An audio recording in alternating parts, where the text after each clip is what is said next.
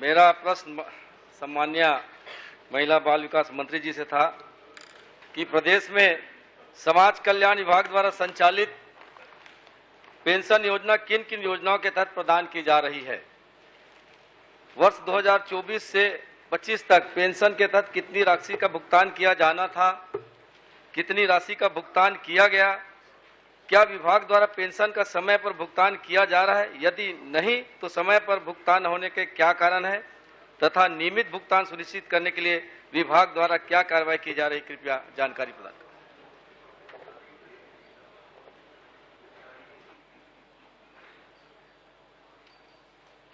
माननीय अध्यक्ष महोदय, माननीय सदस्य ने जो क्वेश्चन किए हैं उसकी जानकारी उत्तर में दिया गया है। अगर चाहें तो फिर मैं पढ़ देती हूँ।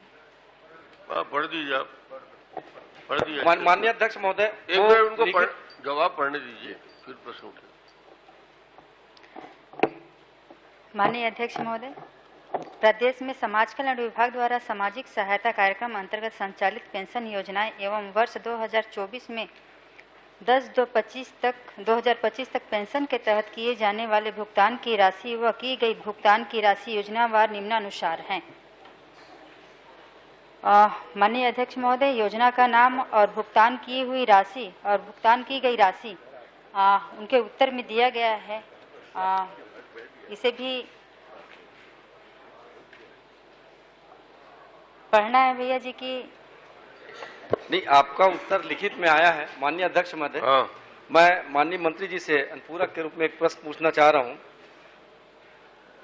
जो पेंशन की राशि हितग्राहियों को मासिक 500 रुपये प्रदान किया जाता है, क्या पेंशन को राशि को बढ़ाने के लिए शासन की तरफ से कोई योजना अलग से और संचालित है, उस राशि को बढ़ाया जाए? इस संबंध में कोई निर्देश शासन स्तर पर है या प्रशासनिक स्तर पर कोई इसमें कार्य किया जा रहा है? माननीय अध्यक्ष महोदय जी, इसमें जो 6 योजनाएं हैं, 6 योजनाओं में 3 केंद्र सरकार की है और 2 राज्य सरकार की है, और पेंशन बढ़ाने की अभी तक कोई ऐसा प्रावधान नहीं है कि हम पेंशन बढ़ाएं। जो ऊपर से गाइडलाइन में है वही अपन दे रहे हैं। वो 6 योजना जो संचालित हुई उसका सूची मुझे पास भी है, आपने भी जवाब दिया है। मेरा कहना यह है कि जो राशि, जो पेंशन की राशि जिनके खाते में आ रही डीबीटी के माध्यम से, केवल उनको 2003 की सर्वे सूची की पात्रता और कहीं कहीं पर 2011, ये विसंगति लगभग अमूमन हर पंचायत में हो रही। मैं आपसे ये कहना चाह रहा हूं कि 2002-03 और 2010-11 ये अनिवार्य कर देंगे, ताकि जो पात्र हितग्राही जो छूट चुके हैं, जिनका उम्र हो गया लेकिन उनको योजनाओं का लाभ नहीं मिल रहा है, तो उनको जोड़कर क्या उन्हें इस पेंशन की राशि दिलाने का प्रावधान आपके माध्यम से किया जाएगा? माननीय अध्यक्ष महोदय जी, जो पेंशन है वो चाहे दिव्यांगजन के लिए हो, चाहे विधवा एवं परित्यक्ता के लिए हो, चाहे निःशक्त जन एवं बौने व्यक्ति के लिए हो, इसमें निर्धारित है पात्रता के आधार पर वृद्धाजनों के लिए बीपीएल एवं एसईसीसी 2011 की वो लेते हैं। माननीय अध्यक्ष महोदय जी, विधवा के लिए बीपीएल एवं एसईसीसी 2011 और निःशक्त जन के लिए बीपीएल से ही इनको निर्धारित किया गया है कि हम नहीं, दोनों अनिवार्य 2002-03 2011 की एक ही अनिवार्य है।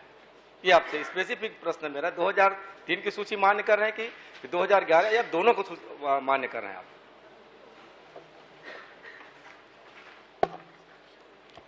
माननीय अध्यक्ष महोदय जी, इसमें जो मेरे जानकारी में है वो 2011 की है। इसमें बीपीएल और एसईसीसी मतलब 2002 और 2011 के आधार। माननीय अध्यक्ष महोदय, ऐसे दिव्यांग हितग्राही जो मानसिक रूप से बीमार भी हैं, शारीरिक रूप से भी बीमार हैं, जिनको पेंशन दिया जाना चाहिए, लेकिन बहुत से ऐसे हितग्राही हैं, केवल मैं अपने स्पेसिफिक गुंडरदी विधानसभा की नहीं बात कर रहा हूँ, लगभग प्रदेश में ऐसे बहुत से हितग्राही हैं जिनको लाभ मिलना चाहिए लेकिन लाभ से वंचित हैं। यदि मैं अपने विधानसभा की बात करूं तो एक दिव्यांग है अनिकेत, एक उदाहरण दे रहा हूं आपको, अनिकेत देवागन 80% दिव्यांग है, उसके मन में कुछ करने की चाहत। माननीय अध्यक्ष महोदय, आपको कुछ कहना चाहूंगा, वो ऐसा व्यक्ति है, ऐसा लड़का है, 24 से 25 साल की उम्र है, वो झोला लेके जब 2-3 साल पहले मैं इसको देखा तो पैदल जा रहा था, ठीक से नहीं चल पा रहा था, लेकिन अपने थैले में झोला ब्रश सब रखा था और बेच के लगभग 2 से 4-500 रुपए बेचता है और 200 रुपए लगभग उसको कमाता है, उससे अपने परिवार के जीविकोपार्जन करता है। फिर मैंने उन्हें ट्राइसिकल दिलाया, ट्राइसिकल मिलने के बाद वो अभी कुछ जगह जाके साबुन या क्रीम के धंधे ऐसे करता है। वो उनके मन में चाहता है कि मैं काम करूं, आत्मनिर्भर बनूं, अपने परिवार को संचालित करूं। उनका बाप उन्हें छोड़ के चला गया, माँ और बेटा दोनों हैं, लेकिन कुछ योजनाएं जिनसे हम उनको लोन दिलाना चाहते हैं या आर्थिक लाभ मिले, अंतर व्यवसाय के माध्यम से, अन्य माध्यम से उनको योजनाओं का लाभ नहीं मिल रहा है। तो क्या ऐसे दिव्यांगजनों को पंचायत एवं समाज कल्याण विभाग से कुछ ऐसी योजनाएं मिले ताकि वो अगर कोई धंधा करना चाहे या कोई काम करना चाहे उसके लिए उन्हें उनका लाभ मिल सके, ऐसा मेरा आपसे निवेदन माननीय अध्यक्ष महोदय। माननीय अध्यक्ष महोदय, माननीय सदस्य का जो पीड़ा है उसको समझ सकती हूँ, लेकिन इसमें जो पात्र अभी है शासन के द्वारा माननीय अध्यक्ष महोदय, उसमें अभी सिर्फ बीपीएल सूची की ही मान्य है। तो इनके लिए